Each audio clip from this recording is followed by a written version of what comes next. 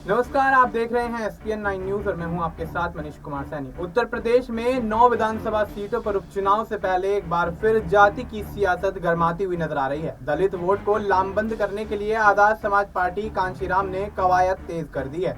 Party अध्यक्ष और नगीना से लोकसभा सांसद चंद्रशेखर आजाद रावण ने राज्य के मुख्य सचिव मनोज कुमार सिंह को एक पत्र लिखकर अपर मुख्य सचिव से लेकर थानेदार तक के पदों पर दलित अधिकारियों की तैनाती का हिसाब मांगा है। नगीना सांसद चंद्रशेखर ने इस पत्र की प्रति नियुक्ति विभाग, गृह विभाग और DGP को भी भेजी है। उन्होंने लिखा कि कई SC/ST संगठनों द्वारा पूर्व में उठाए गए एक महत्वपूर्ण मुद्दे की ओर ध्यान आकर्षित करना चाहता हूं।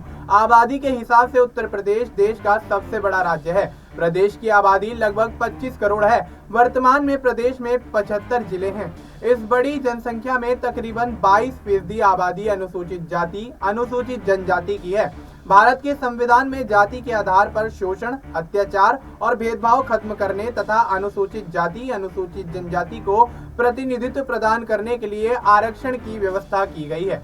उन्होंने आगे लिखा कि मेरी चिंता के केंद्र में मेरा गृह राज्य उत्तर प्रदेश है, क्योंकि यहाँ जाति आधारित उत्पीड़न, शोषण, अपराध और हिंसा की घटनाएं कम होने की जगह और भी ज्यादा बढ़ती जा रही हैं। हैरत की बात तो ये है कि अन्याय, अत्याचार और उत्पीड़न होने पर वंचित वर्ग के पीड़ितों को थाने से बिना FIR लिखे भगा देने की घटना, पुलिसकर्मियों द्वारा अभद्रता से पेश आने की घटना, FIR दर्ज भी हो गई तो कमजोर धाराएं लगाने की घटना, पीड़ितों द्वारा दी गई तहरीर बदल देने की घटना प्रकाश में आती रहती है। उन्होंने आगे लिखा कि उनकी पार्टी के पदाधिकारियों और उन्होंने खुद भी यह अनुभव किया है कि वंचित वर्ग के उत्पीड़न के मामलों में स्थानीय प्रशासन एवं पुलिस प्रशासन का रवैया अत्यंत असंवेदनशील या आरोपी पक्ष की तरफ झुकाव का ही रहता है। किसी सभ्य समाज के निर्माण में यह स्थिति न सिर्फ बड़ी रुकावट बल्कि पीड़ादायक भी है। भारतीय लोकतांत्रिक व्यवस्था में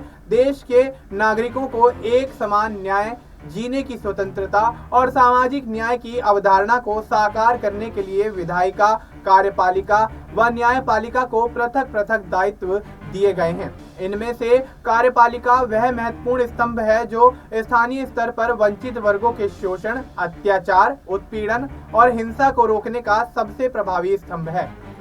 चंद्रशेखर ने पत्र में लिखा कि प्रदेश की प्रशासनिक सेवा और पुलिस प्रशासन में बैठे ज्यादातर अधिकारी कर्मचारी इस अन्याय, अत्याचार के खिलाफ गैर जिम्मेदाराना रवैया रखते हैं। इस समस्या के मूल में जो सबसे बड़ा आरोप लगता है वह है निर्णय लेने के पदों पर वंचित वर्गों के अधिकारियों, कर्मचारियों, पुलिसकर्मियों का प्रतिनिधित्व न दिया जाना।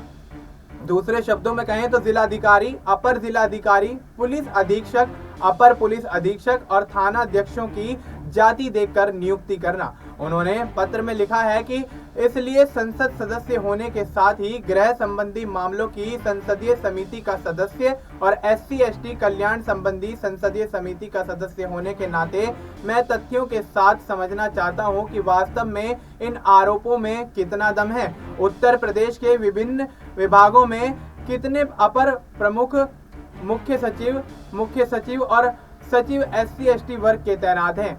राज्य के 75 जिलों में अनुसूचित जाति, अनुसूचित जनजाति वर्ग से कितने जिलाधिकारी, अपर जिलाधिकारी कार्यरत हैं। प्रदेश के 18 मंडलों में कितने कमिश्नर अनुसूचित जाति, अनुसूचित जनजाति वर्ग के हैं। कितने जिलों में वरिष्ठ पुलिस अधीक्षक SC/ST वर्ग के हैं।